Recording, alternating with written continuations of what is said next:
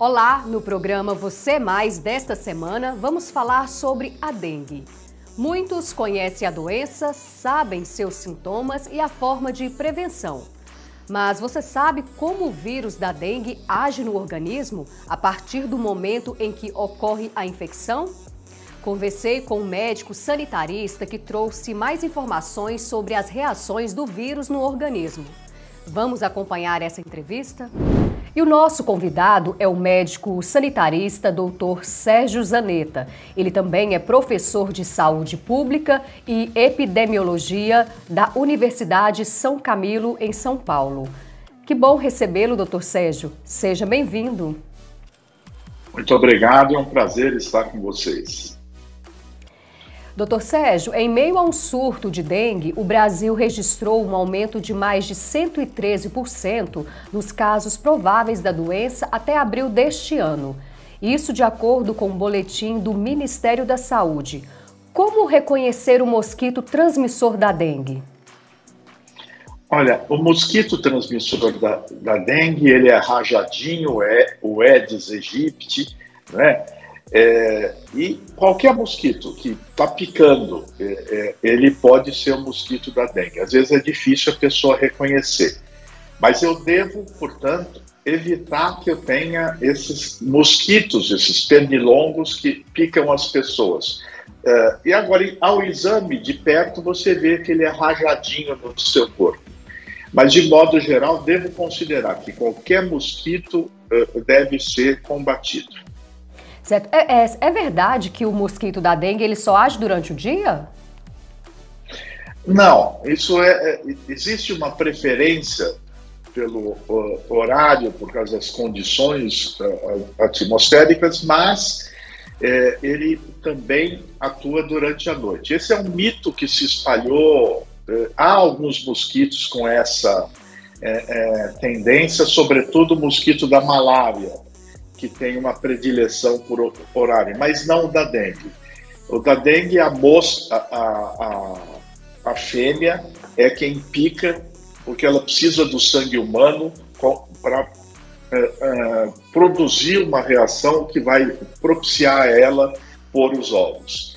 Então, é a fêmea do mosquito e ele pica de manhã, de tarde e de noite, de modo incansável. Tem muitas pessoas que têm dúvida, a dengue ela pode ser transmitida de pessoa para pessoa? Não, a dengue só é transmitida através do mosquito. Então ela não é transmitida de pessoa a pessoa. Eu posso estar perto de uma pessoa com dengue que eu não vou pegar dengue se não tiver um mosquito que pique a pessoa, se infecte e depois me pique. Então não há transmissão pessoa a pessoa da dengue. Dr. Sérgio, explica pra gente como o vírus da dengue age no organismo. O vírus da dengue, ele é introduzido através da picada do mosquito, que se alimenta do nosso sangue para ovipor. É a fêmea do mosquito que pica. Se ela picou uma pessoa infectada, essa pessoa infectada vai passar o vírus para o mosquito e daí o mosquito passa para nós. Esse vírus entra no organismo e começa a se multiplicar dentro das células, se espalha pelas estruturas do organismo e provoca uma série de reações sistêmicas de múltiplos órgãos. É por isso que ela nos dá um quadro geral de febre, mal-estar, cefaleia e, dependendo da evolução da doença, do consumo das estruturas de defesa do organismo, ela pode evoluir para um quadro de redução da quantidade de líquidos, hiperconcentração e provocação, através dessa hemoconcentração, da precipitação de fenômenos de coagulação dentro dos vasos, dentro das veias e artérias.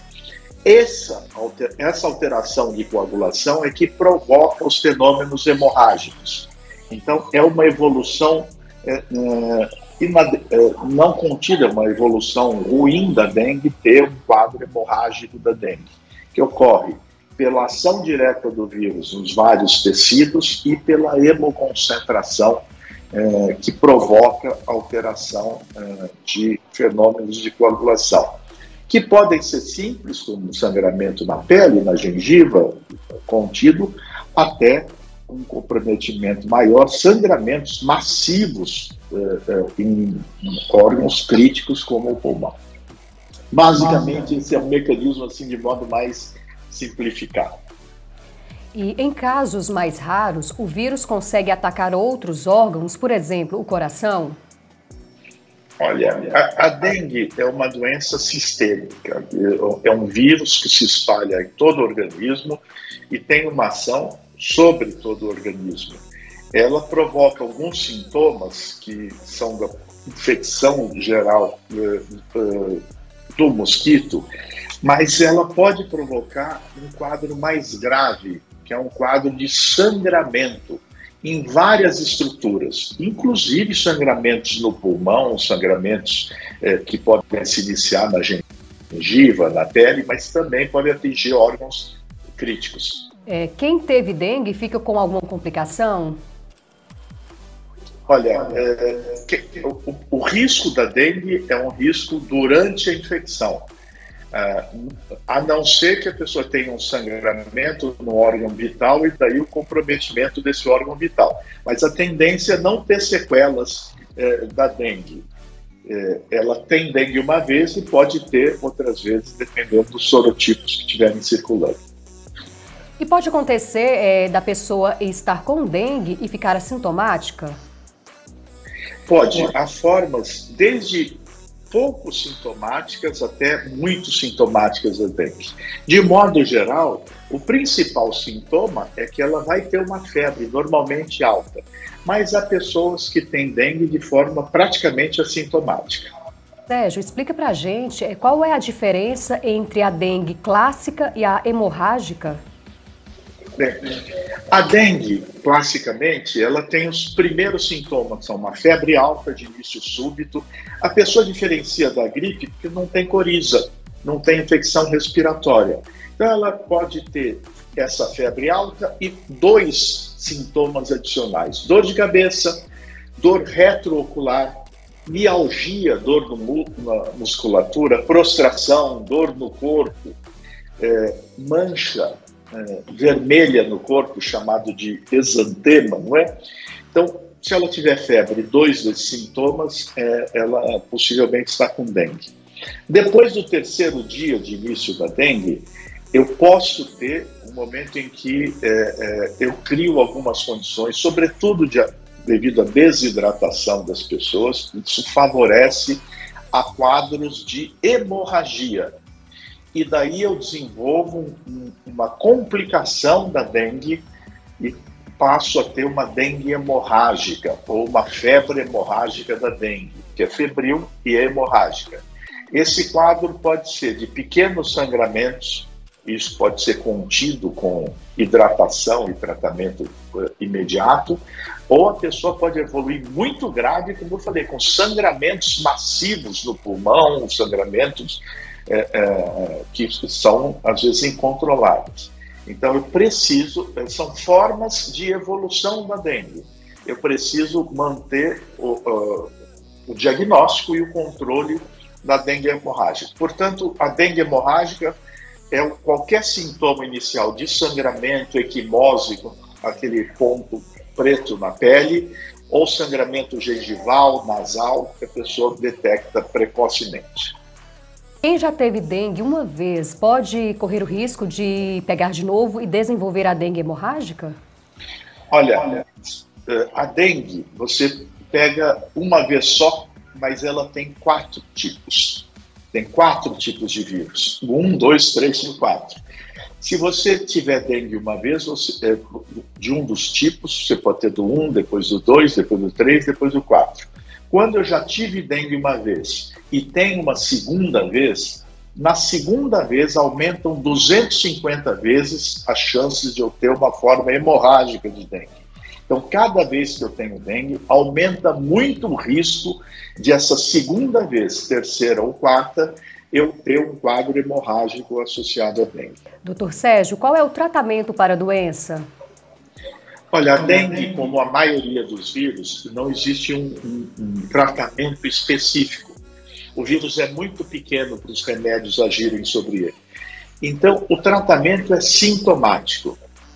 Você pode tomar dipirona, novalgina, paracetamol ou Tilenol, as duas coisas são semelhantes. Não pode tomar aspirina e anti-inflamatórios que podem provocar fenômenos hemorrágicos. Então, remédios para febre, para dor no corpo e, no primeiro sinal de febre, iniciar um processo de hidratação, por via oral mesmo. Mantenha-se muito bem hidratado, porque essa é uma das formas de controlar uma evolução ruim da dengue. E se você tiver algum sinal de agravamento, com sangramento, manchas na pele, aí você precisa procurar o serviço de saúde, porque pode ser necessário intervir. Mas, de um modo geral, o tratamento é basicamente de sintomáticos, porque não há um remédio contra o vírus. E se você se hidratar adequadamente, você melhora a sua chance de ter um quadro benigno da dengue. Explica pra gente o que é a prova do laço e como é feita essa avaliação em casos suspeitos de dengue. Bom, a prova do laço é um exame que se faz para verificar o sangramento, se a pessoa está com alguma alteração do sangramento. Ele é feito normalmente em laboratório, mas uma unidade básica pode se fazer comprimindo o braço com manguito, interrompendo a circulação por 5 minutos. Aí eu verifico se surgem pequenos pontinhos de manchas na pele chamadas petequias. E dependendo da quantidade de petequias que apareça num círculo por centímetro, num círculo com raio de 1 centímetro, eu tenho uma estimativa de uma alteração da coagulação do sangue. Então, essa prova do laço é relativamente simples. Qualquer serviço de saúde pode fazer uma prova que antecipa a prova do laço, que é um exame clínico simples que qualquer profissional de saúde está habilitado a fazer, desde que treinado minimamente para isso. Prova do laço é uma das principais provas para ver se está havendo alteração sanguínea. Uma outra medida de controle é verificar a concentração de glóbulos vermelhos no sangue através de um exame chamado hematócrito. Quando eu tenho uma concentração de glóbulos vermelhos, significa que eu estou hemoconcentrando. Isso pode ser uma situação que preceda um quadro hemorrágico de dengue. Por isso, a hidratação, clinicamente, é a melhor solução para a pessoa em casa, como orientação geral. Por que não se desenvolve uma vacina contra a dengue da mesma forma que foi feito para a febre amarela? Bem, nós não temos ainda desenvolvimento de vacinas seguras contra a dengue.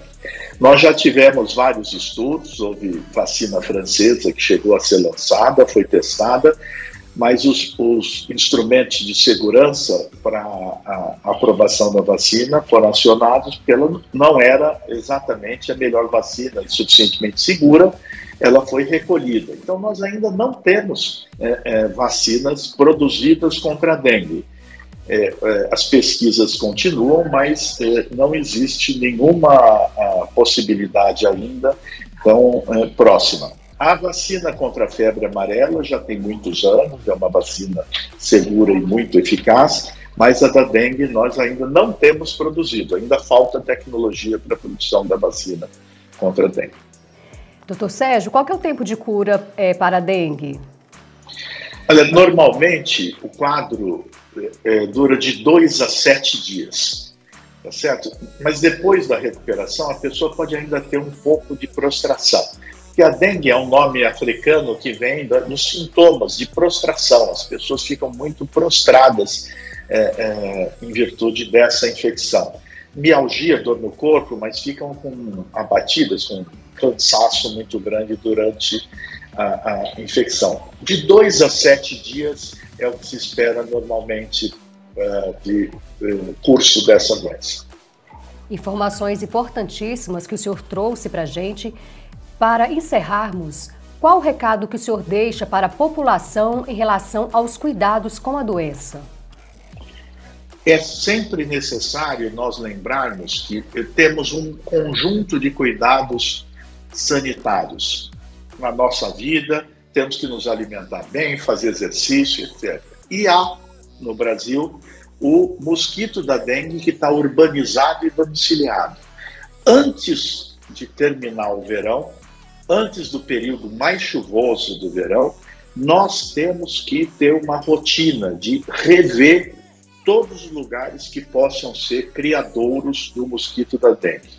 Isso deve ser feito sempre, porque o mosquito não se cria só nesse período, apenas no calor e na chuva a proliferação é maior, mas nós devemos colocar na nossa agenda de limpeza da casa, limpeza diária, cuidados pessoais, também a prevenção contra criadouros do mosquito da dengue. Se eu diminuir a quantidade de mosquitos, eu sempre vou diminuir o número de casos, porque daí eles não têm oportunidade de fazer o vírus circular.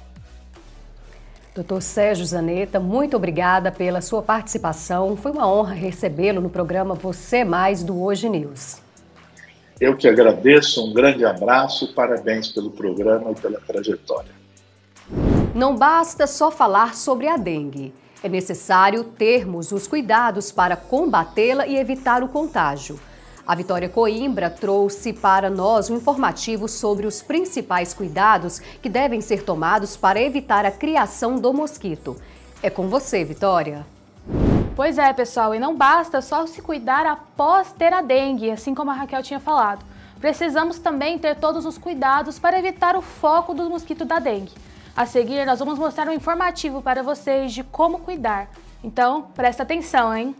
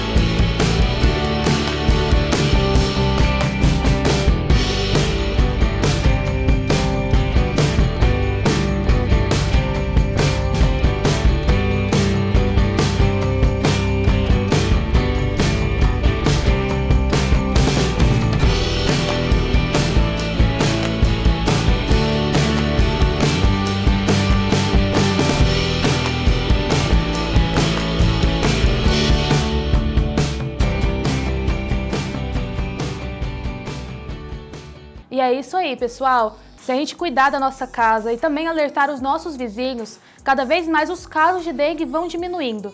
Tomem cuidado e se você aí está com dengue, hidrate-se e procure um médico. Até mais. Isso mesmo. Cada brasileiro pode fazer a sua parte para reduzir o número de pessoas infectadas e, consequentemente, minimizar os riscos de complicações e óbitos. Mais uma edição do programa Você é Mais do Hoje News chega ao fim. Obrigada por passar esse tempo com a gente. Nos vemos na próxima semana com mais novidades. Esperamos por você. Até mais!